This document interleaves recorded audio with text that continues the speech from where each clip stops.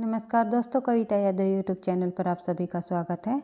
TGT PGT Hindi की तैयारी को आगे बढ़ाते हुए आज की क्लास में हम करेंगे जो हमारा हिंदी साहित्य के इतिहास के अंतर्गत काल चला हुआ है, भक्तिकाल। भक्तिकाल से संबंधित हम निर्गुण काव्य धारा को तो अच्छे से पढ़ चुके हैं, समझ चुके हैं, जिसमें कि हमने संत काव्य परंपरा और सूफी काव्य परंपरा से संबंधित जितने भी कवि रहे हैं उनकी रचनाएं और उनसे संबंधित जिस प्रकार से परीक्षा में प्रश्न पूछे जाते हैं, प्रश्न उत्तरों के अभ्यास सहित हमने निर्गुण काव्य धारा को कंप्लीट कर लिया है। फिर शुरुआत की थी हमने कल क्लास में सगुण काव्य धारा की। तो सगुण काव्य धारा के अंतर्गत हमने देखा कि सगुण भक्ति का जो शुरुआत हुई है वो दक्षिण भारत से मानी जाती है, और वहीं से जैसे वैष्णव भक्ति का भी उदय दक्षिण भारत से माना जाता है। वैष्णव भक्ति का जब उदय किन आचार्यों ने किया, इनके संबंध में भी हमने देखा था कि जो रामानुजाचार्य, निम्बार्काचार्य, मध्वाचार्य और विष्णु स्वामी चार प्रमुख आचार्य रहे जिन्होंने वैष्णव भक्ति की स्थापना की थी, यानी कि वैष्णव धर्म की स्थापना की थी चार प्रमुख आचार्यों ने। और उन आचार्यों से संबंधित जो जो तथ्य परीक्षाओं में पूछे जाते हैं हमने सभी तथ्यों को कंप्लीट कर लिया है। और उसके बाद जब हमने शुरुआत की थी कि वैष्णव भक्ति के जो कवि रहे हैं, वैष्णव धर्म के जो लोग रहे हैं, उन्होंने राम की भक्ति की और श्री कृष्ण की भक्ति की। राम की भक्ति फिर सगुण काव्य धारा को भी हम दो भागों में बांटते हैं, राम काव्य धारा और जो है कृष्ण काव्य धारा। इसी प्रकार जो वैष्णव भक्त रहे वे राम के भक्त भी रहे और कृष्ण के भक्त भी रहे, ये हमने देख लिया था, पढ़ लिया था। फिर हमने शुरुआत की थी राम काव्य धारा के जो प्रमुख कवियों की। राम काव्य धारा के अंतर्गत कौन कौन से प्रमुख कवि शामिल है, तो राम काव्य धारा के अंतर्गत सबसे पहले हमने पढ़ा था रामानंद जी के संबंध में।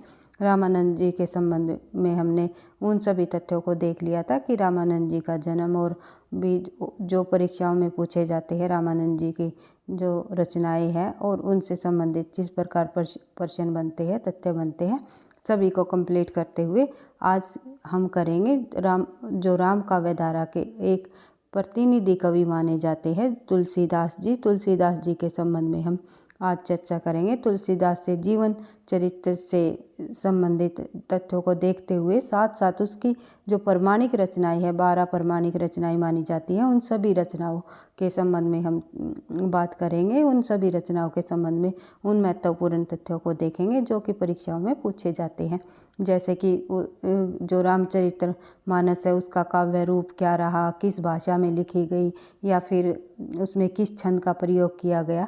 तो सभी तथ्यों को हम देखते हुए और भी अन्य जो तथ्य हैं किस विद्वान के अनुसार क्या कहा गया, तो इन सभी को देखते हुए तुलसीदास के जीवन से संबंधित चर्चा करते हुए उनकी रचनाओं को देखते हुए समझते हुए बढ़ते हैं थोड़ा सा और आगे। तो शुरुआत कर लेते हैं। तुलसीदास जी का जो जन्म है काल रहा 1532 ईस्वी से 1623 ईस्वी तक माना जाता है।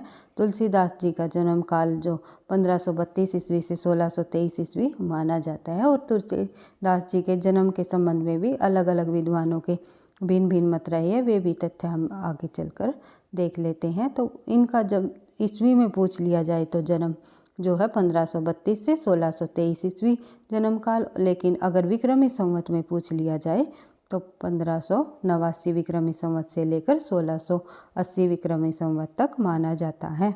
उसके बाद बात करें माता पिता की, तो तुलसीदास जी के माता का नाम जो है तुलसी है और पिता का नाम आत्माराम दुबे।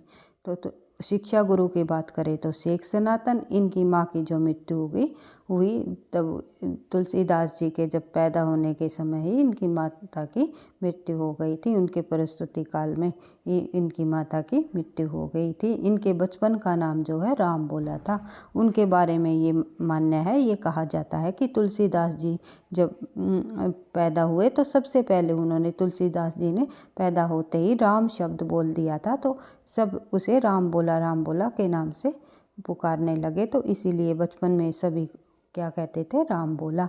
राम शब्द को बोलने के कारण ही उनका नाम राम बोला पड़ गया। अशुभ नक्षत्र में पैदा होने के कारण पिता ने जो है इनको त्याग दिया।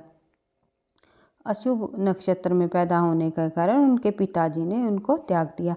तुलसीदास जी एक ऐसे कवि रहे, प्रमुख कवि, जो कि सगुण भक्ति काव्य के अंतर्गत जो सूरदास जी और तुलसीदास जी रहे हैं, उनको हम जैसे हिंदी साहित्य को जब से हमने पढ़ना शुरू किया है, कहीं ना कहीं तुलसी और सूरदास जी के संबंध में भी हमने पढ़ा है, और हम पहले के तथ्यों को भी रिवाइज करते हुए आगे नई नई जानकारियाँ जो हमें मिलती हैं उनको सभी को जोड़ते हुए कई बुकों के संग्रह के आधार पर मैंने इन तथ्यों को आपके सामने लेकर के आई हूँ, ताकि आपको इधर उधर कहीं नहीं न भटकना पड़े और परीक्षा की अच्छे से तैयारी हो जाए। एक एक तथ्य से प्रश्न बनता है, तो आप लोगों को बिल्कुल देख लेना है कि किस प्रकार से प्रश्न पूछे जाते हैं। तो जैसे हमने नाम बताया थे, तुलसीदास जी के पिता का नाम आत्माराम दुबे माना जाता है, लेकिन कुछ विद्वान जैसे कि रघुवर दास जी तुलसीदास जी के जो पिता का नाम है मुरारी मिश्र भी मानते हैं। मुरारी मिश्र किन्होंने माना, तो इस प्रकार से परीक्षा में प्रश्न बन सकते हैं। तो इसका पालन पोषण जो है मुनिया नामक दासी ने किया। मुनिया नामक जो दासी रही, उन्होंने तुलसीदास जी का पालन पोषण किया, और बचपन में ही ये शिक्षा के लिए बाबा नरहरि आनंद के पास आ गए। यहीं पर उन्होंने अपनी आरंभिक शिक्षा प्राप्त की। अगर ये पूछ लिया जाए तुलसीदास जी के जो है प्रारंभिक गुरु कौन रहे, सर्वप्रथम गुरु कौन रहे, तो वो रहे हैं नरहरि आनंद जी। उसके बाद बात करें, बाद में इन्होंने महात्मा शेष सनातन से शिक्षा ली और उच्च कोटि के विद्वान बन गए। और टीजीटी पीजीटी परीक्षाओं के लिए तो इम्पोर्टेंट है ही वही, साथ ही जो बच्चा एनटीए नेट की परीक्षा देने जा रही है जून 2024 के अंतर्गत, उनके लिए भी ये जो हमारी क्लासेस चली रही है मददगार साबित होगी, लाभदायक साबित होगी। तो बढ़ते हैं थोड़ा और आगे। तुलसीदास जी के विवाह की बात करें तो पत्नी का नाम जो है रत्नावली रहा है। जन्म स्थान तुलसीदास जी का राजापुर या बांदा जिला माना जाता है। उस यानी कि तुलसीदास जी का जन्म के बारे में जब हम बात करते हैं तो कुछ विद्वानों ने तुलसीदास जी का जो जन्म है 1554 विक्रमी संवत माना है। कुछ विद्वानों के अनुसार, यानी दो चरितों के अनुसार, दो चरितों में कौन कौन सी रचनाएं शामिल है, वो है एक तुलसी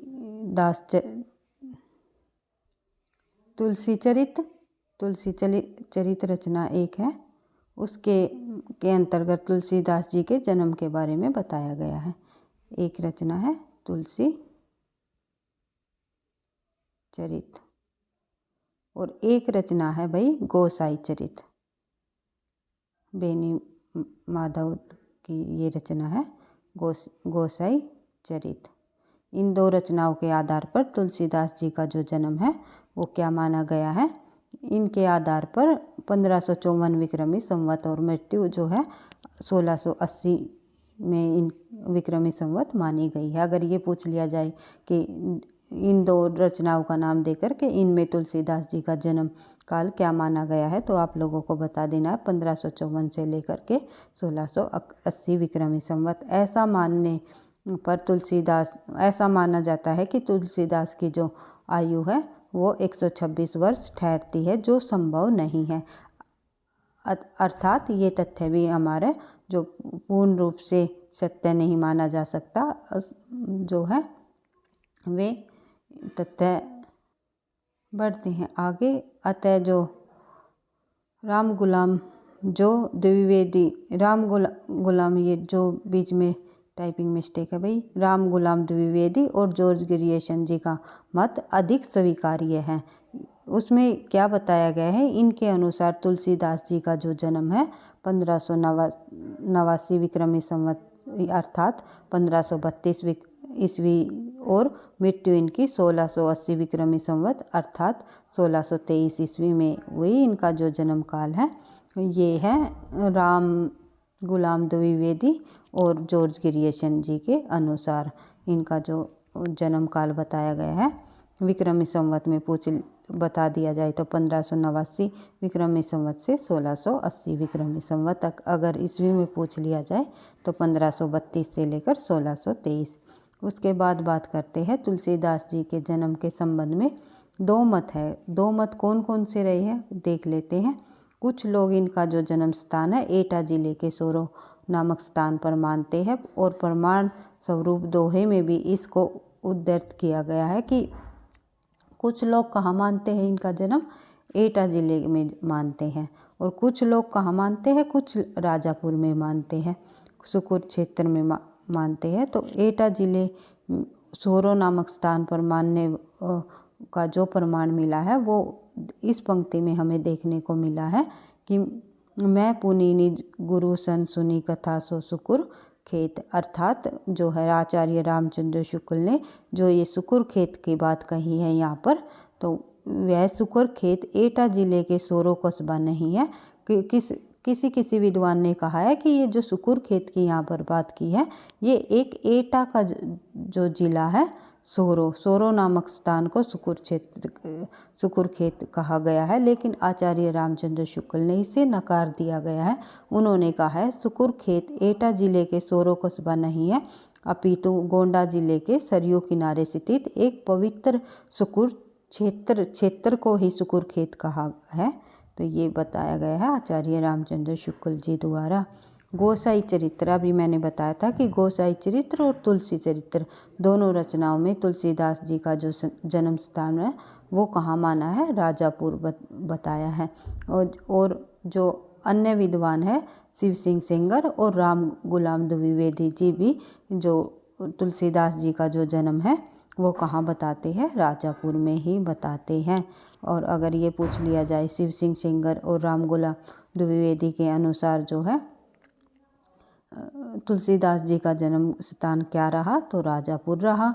और इन दो रचनाओं के आधार पर भी इनका जो जन्म स्थान जो रहा है वो राजापुर रहा है।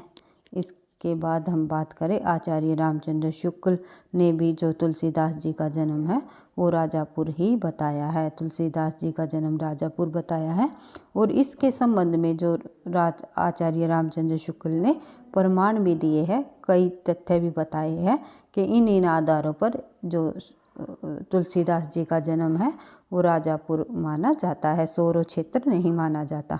तो इस किस प्रकार हम देख लेते हैं। रामचरितमानस में प्रयुक्त कुछ शब्द ऐसे हैं जो स्थान विशेष में बोली जाने वाली शब्दावली है। यह शब्दावली जो है राजापुर के आसपास की है। जो रामचरितमानस रचना में कुछ शब्द जो है वो राजापुर के आसपास जो बोली जाती है उसी बोली में दिए गई है। तो इसका जो माना जाता है कि इनका जो जन्म स्थान है, जो निवास स्थान रहा है वो राजापुर ही रहा है। इस आधार पर भी रामचरितमानस रचना के आधार पर भी राजापुर ही निकलकर सामने आता है। सोरो के आसपास की जो वे बोलियाँ जो दी गई है वे नहीं है, तो वे कहाँ की है, राजापुर। ये एक प्रमाणित तथ्य ये देते हैं आचार्य रामचंद्र शुक्ल जी। और दूसरे बताते हैं कि अवधी भाषा में रचना करने वाले सारे कवि अवध या पूर्व के ही है, पश्चिम का कोई नहीं है। ये भी कारण इन्होंने बताया है। और तीसरा बताया इन्होंने जानकी मंगल पार्वती मंगल की जो ठेठ अवधि सोरो यानी पश्चिमी हिंदी ब्रज क्षेत्र का निवासी नहीं लिखेगा। उन्होंने कहा है कि पश्चिमी हिंदी ब्रज क्षेत्र का निवासी कोई ठेठ हिंदी अवधि नहीं लिखेगा। उन्होंने ये बोला है सोरो क्षेत्र का जो रहने वाला वो नहीं लिखेगा। इसलिए इन्होंने क्या माना है कि ये राजापुर ही इनका क्षेत्र रहा है। बढ़ते हैं आगे। आचार्य रामचरितमानस में प्रयाग से चित्रकूट जाते समय राम यमुना पार करते हैं और भारद्वाज के साथ लगाए हुए शिष्यों को विदा करते हैं। उसी समय वहाँ पर एक तपस्वी का आगमन का प्रसंग दिया गया है। ये भी इन्होंने इसके अंतर्गत ही बताया है। बढ़ते हैं आगे। तुलसीदास से संबंधित जानकारी दो रचनाओं में मिलती है। अभी हमने पढ़ी थी कि तुलसीदास के संबंध में जो जानकारी है वो किन रचनाओं में मिलती है, यानी इनके दो रचनाओं के आधार पर तुलसीदास की जो समय काल रहा है, जीवन काल रहा है, वो क्या रहा है ये हमने पढ़ा था। लेकिन ये हम देख लेते हैं। मूल गोसाई चरित जो रचना है वो बेनी माधव दास द्वारा रचित है और तुलसी चरित जो रचना है वो रघुवर दास द्वारा रचित रचना है। इन दोनों रचनाओं में तुलसीदास जी का जो जन्म है राजापुर 1554 विक्रमी संवत बताया गया है। जन्म स्थान क्या बताया है? राजापुर। और जो जन्म है 1554 विक्रमी संवत बताया है इन दोनों रचनाओं के आधार पर। लेकिन जब हम एक पंक्ति देखते हैं तो उसमें भी यही बताया है कि संवत 1680 गंग के तीर्ष श्रवण शुक्ला सप्तमी तुलसी जो शरीर। इसके आधार पर इन्होंने ये बताया है कि जन्म इनका 1554 विक्रमी संवत माना है, लेकिन जो इनकी मृत्यु है 1580 गंगा के किनारे तुलसीदास जी ने अपने शरीर को त्याग दिया है श्रवण शुक्ल सप्तमी के दिन। इन दो रचनाओं के आधार पर हमें ये तथ्य देखने को मिलते हैं। उसके बाद बात करते हैं हम तुलसीदास जी के मित्रों की, मित्र मंडली की। कि तुलसीदास जी की मित्र मंडली क्या रही, कौन कौन तुलसीदास जी के मित्र रहे? तो अब्दुल रहीम खान खाना, महाराज मानसिंह, नाबादास, मधुसूदन और टोडरमल जो है तुलसीदास जी के मित्र रहे हैं।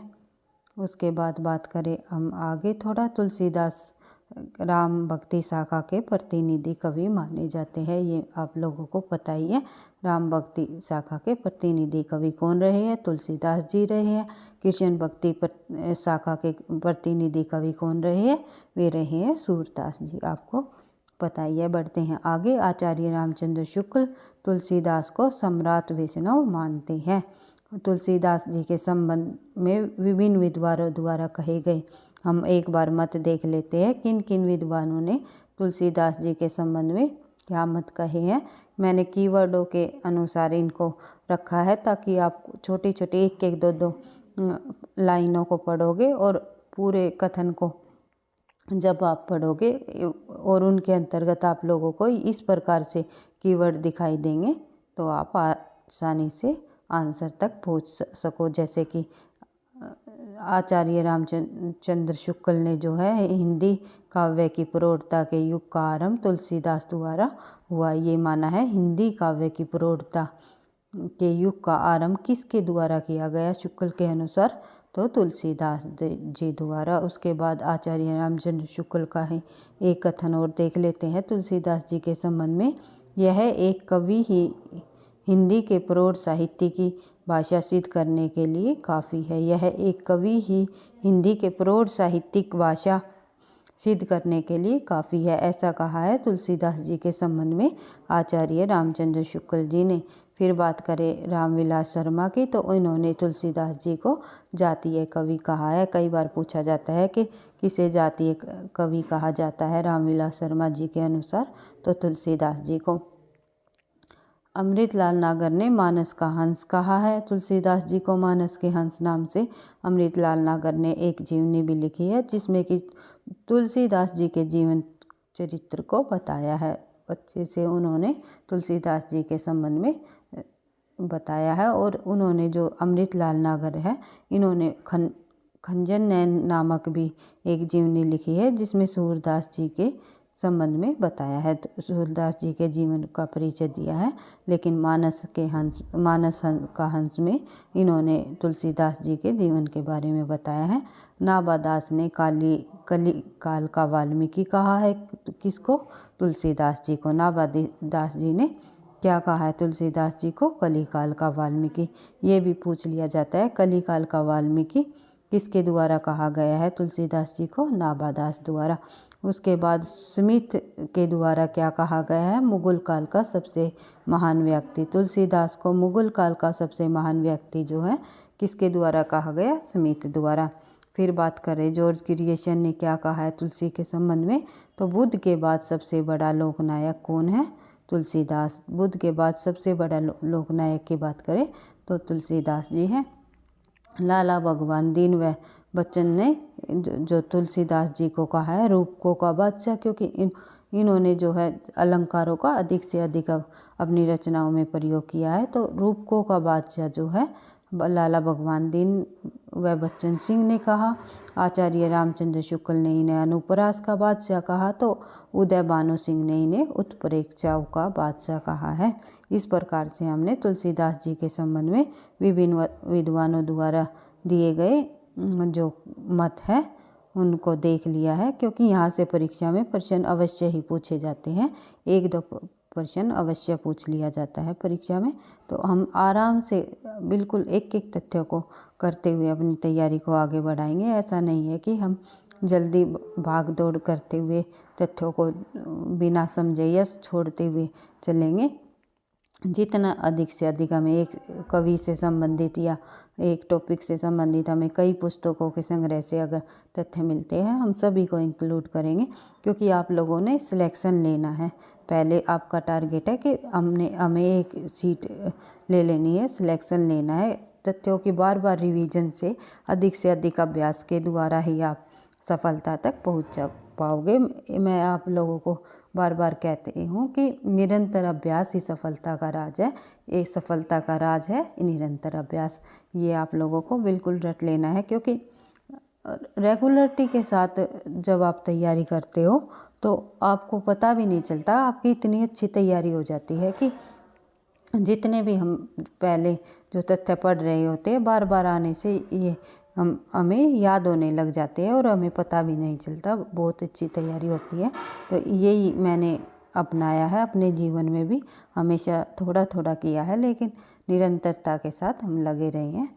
तो देख लेते हैं एक बार, थोड़ा सा और आगे बढ़ते हैं तो एक बार फिर से देख लेते हैं। हिंदी काव्य की प्रौढ़ता के युग का आरंभ तुलसीदास द्वारा हुआ। आचार्य रामचंद्र शुक्ल यह एक कवि ही हिंदी के प्रौढ़ साहित्यिक भाषा सिद्ध करने के लिए काफ़ी है। तुलसीदास जी के संबंध में शुक्ल ने कहा, जातीय कवि कहा रामविलास शर्मा ने, मानस का हंस तुलसीदास को कहा अमृतलाल नागर ने, कलिकाल का वाल्मीकि कहा नाभादास ने, मुगल काल का सबसे महान व्यक्ति कहा स्मिथ ने, और बुद्ध के बाद सबसे बड़ा लोकनायक जो कहा जॉर्ज ग्रियर्सन ने, रूपकों का बादशाह कहा लाला भगवान दीन व बच्चन सिंह ने, अनुप्रास का बादशाह कहा रामचंद्र शुक्ल ने, उत्प्रेक्षाओं का बादशाह कहा है उदय भानु सिंह ने। बढ़ते हैं थोड़ा और आगे, बात करें रत्नावली के कथन की। तुलसीदास द्वारा जो रत्नावली ने द्वारा तुलसीदास के संबंध में जो रत्नावली ने जो कथन दिया कहा, और कथन जो है रत्नावली जो तुलसीदास जी की पत्नी है, इस कथन के द्वारा ही तुलसीदास जी ने वैराग्य धारण कर लिया, क्योंकि तुलसीदास जी अपनी पत्नी से बहुत अधिक प्रेम करते थे। एक बार वह अपने मायके चली गई थी उनकी पत्नी, और पीछे पीछे तुलसीदास जी भी चले गए थे। तब एक जो घर की जो खिड़की है में से रत्नावली को जब तुलसीदास जी देख रहे थे तो तुलसीदास जी के पैरों के पास एक सांप आ गया था।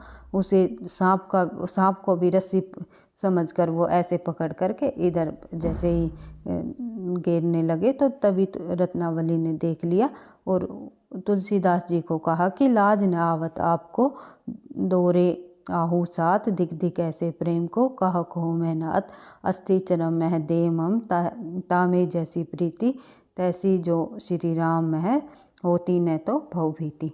तो इसका आश्चर्य है कि तुम्हें लज्जा नहीं आ रही कि मैं ऐसे प्रेम को धिक्कार करती हूँ कि हे मेरे नाथ के दिख दिख ऐसे प्रेम को धिक धिक है, धिक्कार है कि मेरी देह मतलब मेरी चरम मतलब मेरी सुंदरता के प्रति आप इतने आकर्षित हो गए हो।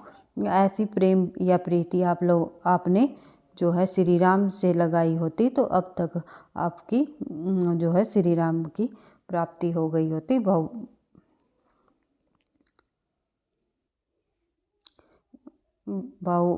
भीति यानी कि आपको मुक्ति भी मिल गई होती। मतलब इस प्रकार से भक्ति की तरफ उन्होंने भगवान श्री राम की भक्ति की तरफ रत्नावली ने तुलसीदास को कहा कि राम की भक्ति से ही जो है आपका उद्धार हो सकता है। तो इतनी प्रीति आप श्री राम से लगाते, उसके जो भक्ति करते तो आपको जीवन में सब कुछ मिल जाता। तो मतलब ये कहने का मतलब यही है कि रत्नावली ने तुलसीदास जी की को ये दोहा लिख करके उसे वैराग्य धारण कराया है, यानी वैराग्य की तरफ गए हैं तुलसीदास जी रत्नावली के इस दोहे के कारण। तो तभी से तुलसीदास जी राम की भक्ति में लीन रहने लगे। बात कर लेते हैं थोड़ी आगे तुलसीदास जी के संबंध में और अन्य महत्वपूर्ण ग्रंथों की। तुलसीदास जी के जो 12 ग्रंथ प्रमाणिक माने जाते हैं। कितने ग्रंथ प्रमाणिक माने जाते हैं तुलसीदास जी के? 12 ग्रंथ। उन 12 ग्रंथों को हम देख लेते हैं कि उनका नाम क्या है, क्या उनका काव्य रूप रहा है और कौन सी भाषा में लिखे गए हैं और किस छंद का प्रयोग किया गया है इनके ग्रंथों में। तुलसीदास जी द्वारा लिखे गए जो देख लेते हैं एक बार। वैराग्य संदीपनी जो है, एक सेकंड भाई, वैराग्य संदीपनी जो है सबसे पहले हम देख लेते हैं। तो वैराग्य संदीपनी मुक्तक काव्य रूप रहा है इसका और ब्रज भाषा में लिखी गई ये रचना है। दोहा और सोरठा छंद में लिखी गई है। फिर देख लेते हैं रामाज्ञापर्षण। रामाज्ञापर्षण में जो है मुक्तक काव्य है, अवधी भाषा है और दोहा छंद है। फिर है राम लल्ला नछू, नछू है भाई ये वो की मात्रा आएगी छू पे। तो प्रबंध काव्य है, ठेठ अवधी भाषा में लिखी गई और सोहर छंद है। इसमें जानकी मंगल में है। एक प्रबंध काव्य है, अवधी भाषा में सोहर छंद में लिखी गई रचना है।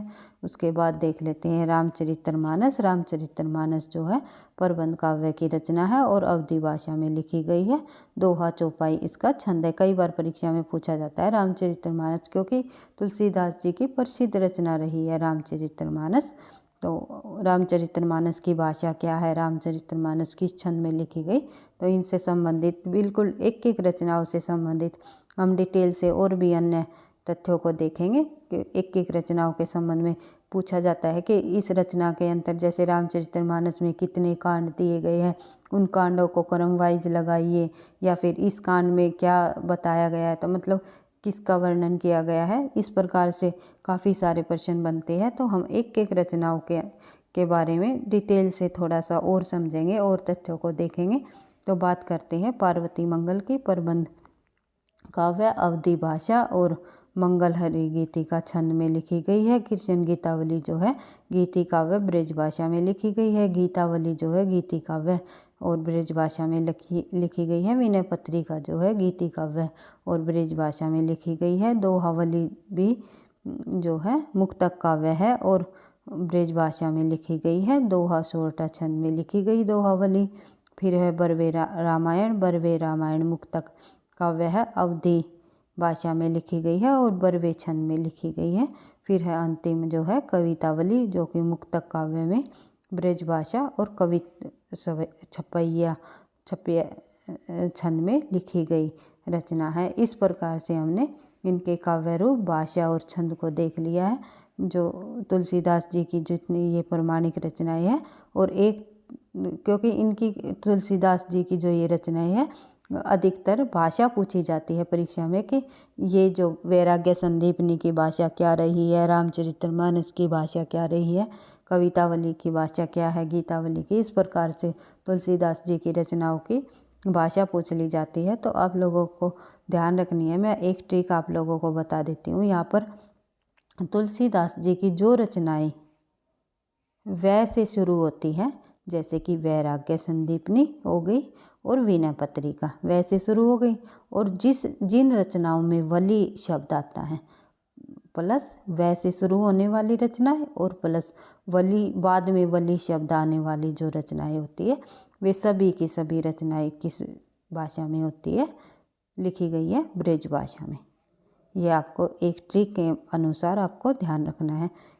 वै वाली रचनाएं और वली वाली रचनाएं जो भी तुलसीदास द्वारा रचित रचनाएं हैं वे ब्रज भाषा में लिखी गई है, ये आपको ध्यान रखना है। और अन्य जो सभी रचनाएं हैं जैसे कि रामाज्ञापर्षण हो गया, राम लल्ला नछू हो गया, जानकी मंगल हो गया, रामचरितमानस, पार्वती मंगल जो है, ये सभी की सभी रचनाएं अवधी भाषा में लिखी गई है। अन्य जो बची हुई रचनाएं हैं अवधी भाषा में लिखी गई है। लेकिन जो वै वाली रचनाएं वैराग्य संदीपनी हो गई, विनय पत्रिका हो गई, और वली वाली जैसे कवितावली हो गई, दोहावली हो गई, और कृष्ण गीतावली हो गई, कवितावली। इस प्रकार से जो वली वाली गीतावली, ये जो वली वाली रचनाएं है, ये सभी ब्रज भाषा में लिखी गई है। परीक्षा में इस ट्रिक के अनुसार आप पता लगा सकते हो ये किस भाषा की रचना है। बढ़ते हैं अब थोड़ा सा और आगे, इनके संबंध में और थोड़ी मुख्य मुख्य तथ्य हम देख लेते हैं, फिर एक एक रचनाओं के संबंध में भी डिटेल से करेंगे। तो देख लेते हैं रामचरितमानस की रचना 1631 संवत है भई ये में चैत्र शुक्ल रामनवमी मंगलवार को हुआ और इनकी जो रचना जो है 2 वर्ष 7 माह 26 दिन इनकी रचना में समय लगा है। रामाज्ञा प्रश्न की बात करें तो एक ज्योतिषीय ग्रंथ माना जाता है। रामचंद्र शुक्ल ने रामचरितमानस को लोक मंगल की साधनावस्था का काव्य माना है। रामचरितमानस में 7 कांड है, बालकांड, अयोध्याकांड, अरण्यकांड, किष्किंधाकांड, सुंदरकांड, लंकाकांड और उत्तरकांड। सबसे बड़ा कांड जो है बालकांड है और सबसे छोटा कांड जो है किष्किंधाकांड रहा है। अयोध्याकांड को रामचरितमानस का हृदय स्थल कहा जाता है। कई बार पूछा जाता है कि रामचरितमानस का जो हृदय स्थल वो कौन सा कांड रहा है, तो अयोध्याकांड ही रहा है। उसके बाद बात करें रामचरितमानस को तुलसी ने सर्वप्रथम किसको सुनाया? रसखान जी को। रसखान जी को रामचरितमानस को तुलसीदास जी ने सर्वप्रथम सुनाया। रामचरितमानस की प्रथम टीका जो है अयोध्या के बाबा रामचरण दास ने लिखी। तुलसीदास जी की प्रथम रचना जो है वैराग्य संदीपनी और अंतिम रचना जो है कवितावली मानी जाती है। कुछ विद्वान रामलल्ला नछू को प्रथम कीर्ति भी मानते हैं। रामलल्ला नछू को प्रथम कीर्ति मानते हैं, लेकिन जो अगर प्रथम की रचना पूछ ली जाए तो वैराग्य संदीपनी मानी जाती है। उसके बाद बात करें वैराग्य संदीपनी को अखिल ज्ञान का सार भी कहा जाता है। ये पूछ लिया जाता है किस रचना को अखिल ज्ञान का सार कहा जाता है, तो वो है वैराग्य संदीपनी। उसके बाद बात करें तुलसीदास ने अपने बाहु रोग की मुक्ति पाने के लिए हनुमान बाहु की रचना की है। बरवे रामायण की रचना तुलसीदास जी ने अपने मित्र रहीम के अनुरोध के कारण की थी। इनमें वही छंद है जो बरवे रहीम अपने बरवे नाई का भेद में जिन छंदों का प्रयोग किया है ग्रंथ में, वही छंद उन्होंने जो तुलसीदास जी के बरवे रामायण रचना में किए हैं। बढ़ते हैं आगे, बात करते हैं आगे तुलसीदास जी की प्रमुख कृतियाँ यानी कि प्रमुख रचनाएं कौन कौन सी रही है, और सभी रचनाओं के संबंध में हम थोड़ी और अन्य तथ्यों को भी देखेंगे डिटेल से। अभी हमने कुछ जो मुख्य मुख्य तथ्य हैं उनको देख लिया था तुलसीदास जी की रचनाओं के संबंध में, लेकिन एक एक तथ्यों को एक एक रचना को और अच्छे से समझते हुए चलेंगे, क्योंकि आजकल जो परीक्षा में प्रश्न है थोड़े से डेप्थ पूछने लगे हैं, थोड़े से समझ बेस के आधार पर प्रश्नों को बनाने लग गए हैं। तो ये भी पूछ लिया जाता है इससे संबंधित कौन सा कथन नहीं है, कौन सा सत्य है, कौन सा असत्य है। तो आप लोगों को सभी तथ्यों की जानकारी अच्छे से होगी, सभी चीज़ों को बिल्कुल समझते हुए करोगे तभी आप प्रश्नों को सॉल्व कर पाओगे। तो देख लेते हैं रामचरितमानस। रामचरितमानस के संबंध में हम और अन्य तथ्य को जब हम बात करें, तुलसी की जो अक्षय कीर्ति का आधार जो है वह महाकाव्य रामचरितमानस है। अगर ये पूछ लिया जाए जो रामचरितमानस जी के संबंध में 3-4 कथन दे देते हैं परीक्षा में, और उनमें से इनमें से रामचरितमानस के संबंध में कौन सा कथन सत्य नहीं है, तो आप लोगों को सभी तथ्यों को समझना है। तो तुलसीदास जी की अक्षय कीर्ति का आधार किस ग्रंथ को माना गया है, किस महाकाव्य को माना गया है, वो है रामचरितमानस। रामचरितमानस की रचना का प्रारंभ जो है अयोध्या में संवत 1631 विक्रमी संवत यानी कि 1574 ईस्वी में हुआ, और 2 वर्ष 7 माह की जो है समय लगा है। 2 वर्ष 7 माह का इसमें समय लगा है रामचरितमानस की रचना को करने में। इसके बाद बात करें इसका जो कुछ अंश है, विशेषतः जो किष्किंधा अंश है वो काशी में रचा गया। ये भी पूछ लेते हैं कि रामचरितमानस का किष्किंधा जो अंश रहा है वो कहाँ पर रचा गया, वो काशी में रचा गया है, ये आपको ध्यान रखना है। बढ़ते हैं आगे।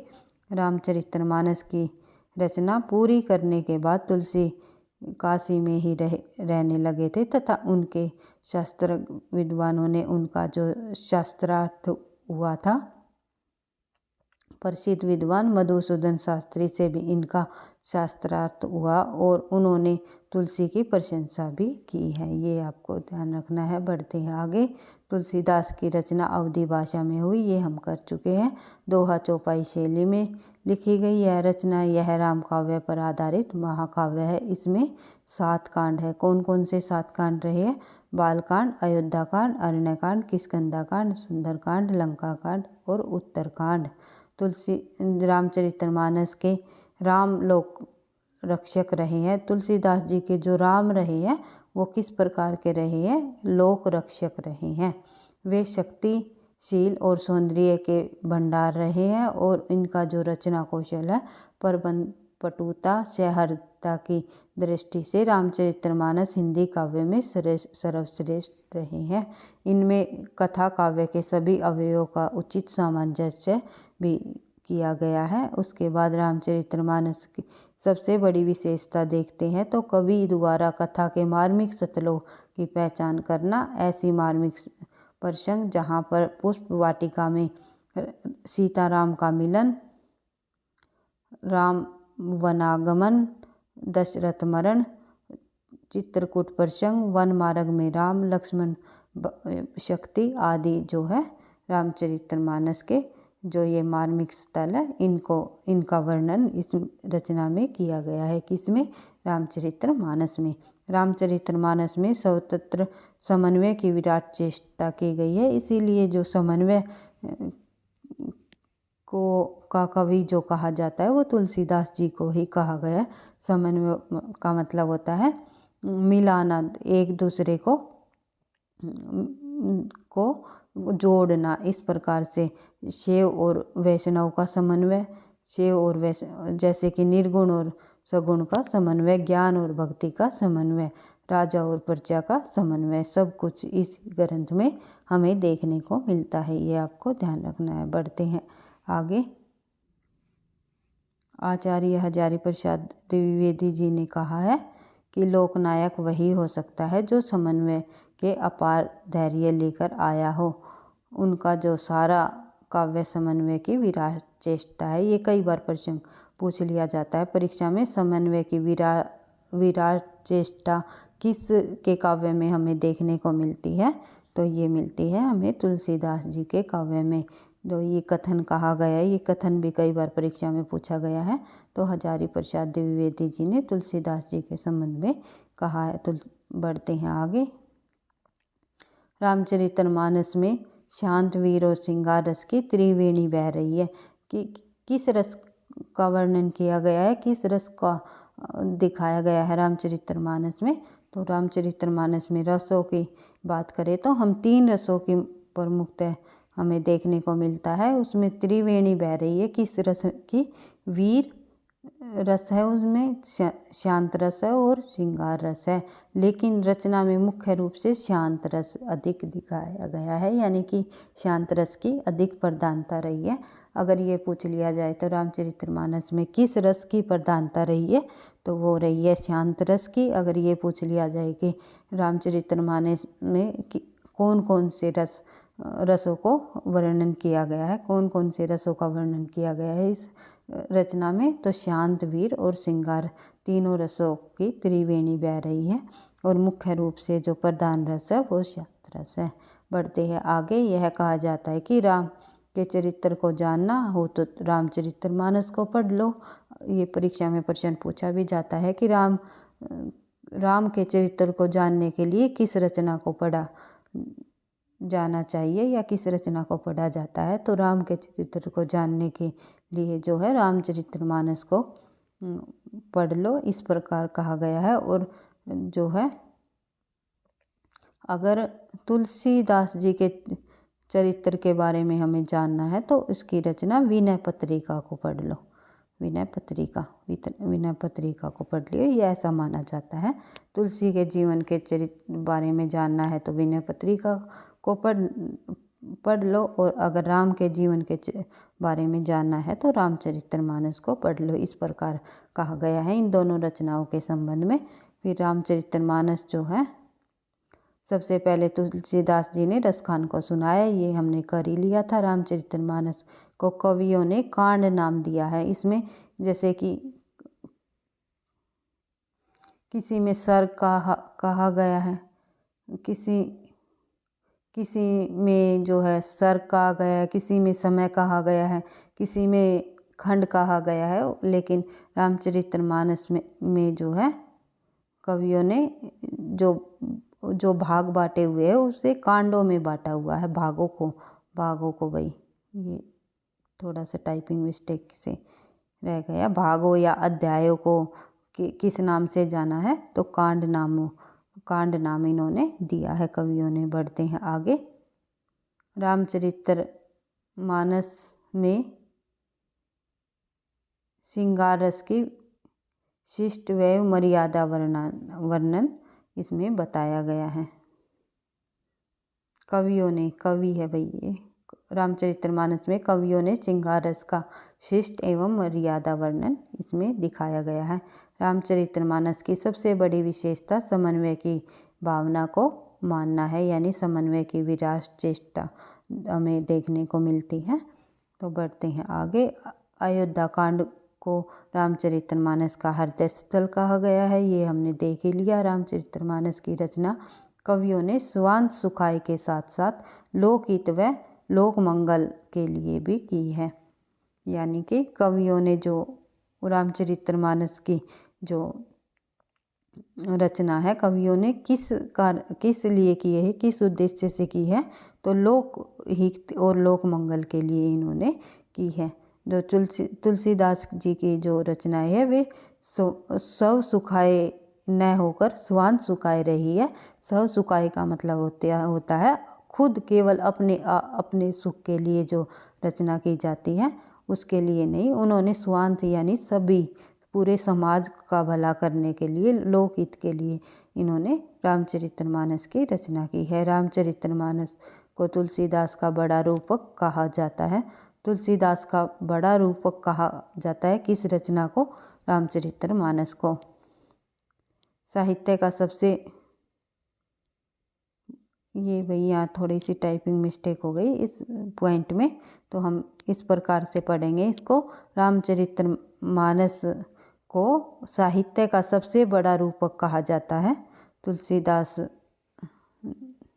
की रचना रामचरितमानस को साहित्य का सबसे बड़ा रूपक कहा जाता है। इस प्रकार से आप लोगों को ध्यान रखना है। रामचरितमानस पर अध्यात्म रामायण का भी प्रभाव पड़ा है। किस का प्रभाव पड़ा है रामचरितमानस पर? अध्यात्म रामायण का। उसके बाद बात करें रामचरितमानस की प्रथम टीका जो है बाबा रामचरण दास ने लिखी है। रामचरितमानस की लोकप्रियता का कारण हिंदू समाज की धार्मिक भावना रहा है। इसमें नाटक गुणों का समावेश भी किया गया है। रामचरितमानस के आधार पर तुलसीदास ज्ञान दीपक भक्ति चिंतामणि कहा गया है। तुलसीदास जी को इस रचना के आधार पर ज्ञान दीपक भक्ति चिंतामणि कहा है, ये आपको ध्यान रखना है। और अन्य रचनाएं भाई हम नेक्स्ट क्लास में करेंगे, क्योंकि काफ़ी लंबी वीडियो हो जाएगी, फिर अपलोड करने में थोड़ी सी परेशानी होती है, दिक्कत होती है। तो अन्य जो रचनाएं बची हुई है तुलसीदास जी की, जैसे कि विनय पत्रिका है, फिर उसके बाद हम देखते हैं गीतावली, कवितावली, श्री कृष्ण गीतावली, रामाज्ञा प्रवचन, जानकी मंगल, पार्वती मंगल, बरवे रामायण, दोहावली, रामलला नछू, वैराग्य संबंध। काफ़ी सारी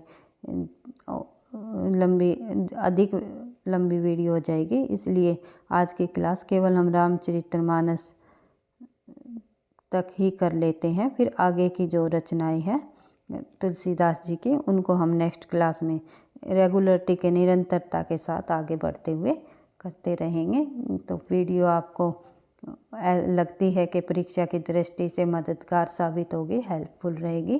तो लाइक करना, क्योंकि आपके एक लाइक से ही नेक्स्ट क्लास बनाने का मोटिवेशन मिलता है। पढ़ते रहना, आगे बढ़ते रहना। दोस्तों के साथ वीडियो को अधिक से अधिक शेयर करना। थैंक यू, धन्यवाद।